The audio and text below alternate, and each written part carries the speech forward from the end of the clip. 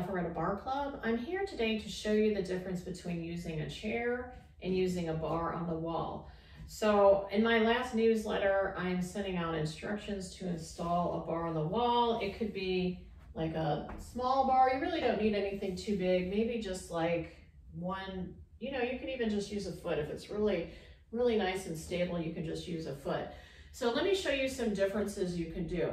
So with this, so you can really use this as leverage. So for example, we have a back of the leg exercise that works kind of like this butt lift. So we drop it down into a squat, we tilt it in, and then if you use the chair, you're just gonna lift it. You can lean back a little bit, but it's really not the same difference as dropping it down, tilting in, and really leaning back to where you're gonna, if you let go, you fall to the center, and then you lift your leg. That's really quite a different exercise than doing that.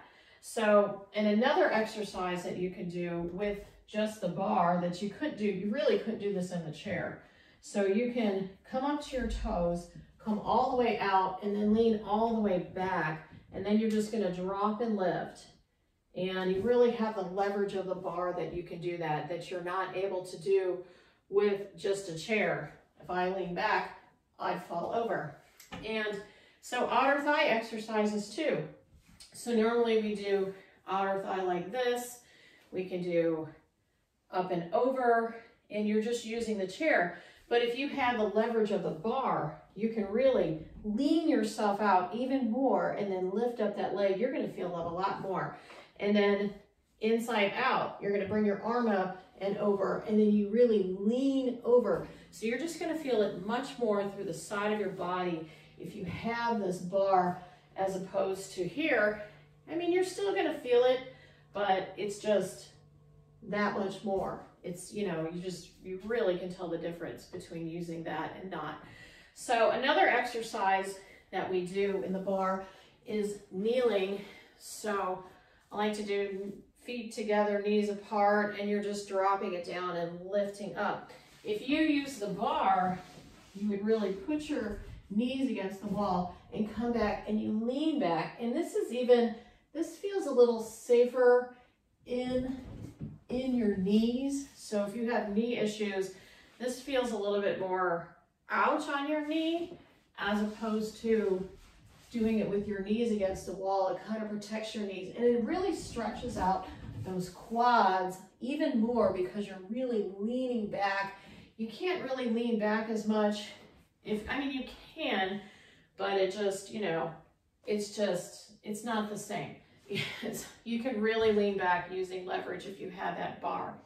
So another really exercises that you can really do with the bar is these leg exercises or ab exercises. So normally we do feet up the chair with banana legs, but if I had a bar, I can hook my feet up under and I can pull my toes in, and then I can really lift myself up, and you're just a little bit more stable in your body when you do these abdominal exercises that you really aren't if you have just a chair.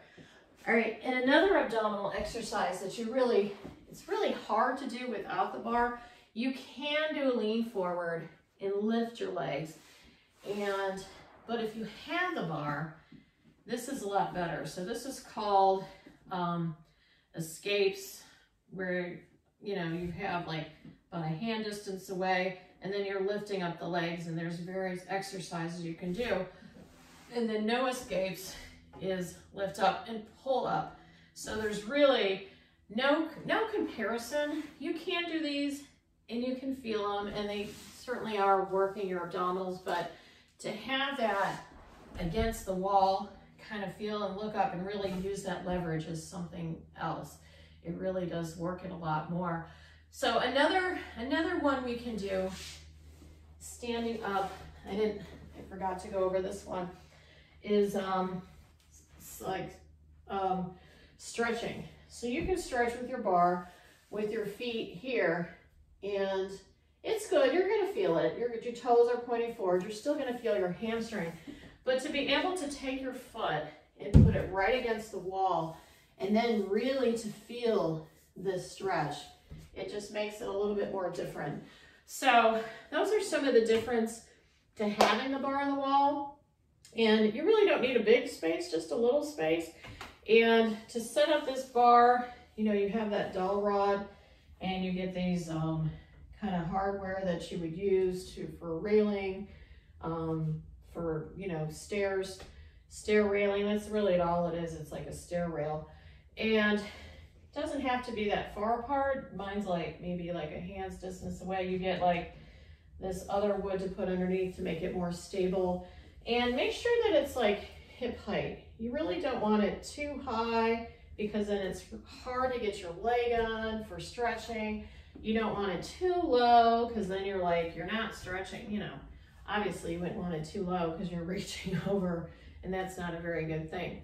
So hopefully this encourages you to get a bar on the wall and, you know, just to make your online bar experience just that much more, because you can really, really use your leverage. Whereas here, it's just a much different beast. So hopefully this encourages you to get a bar on the wall. Thank you.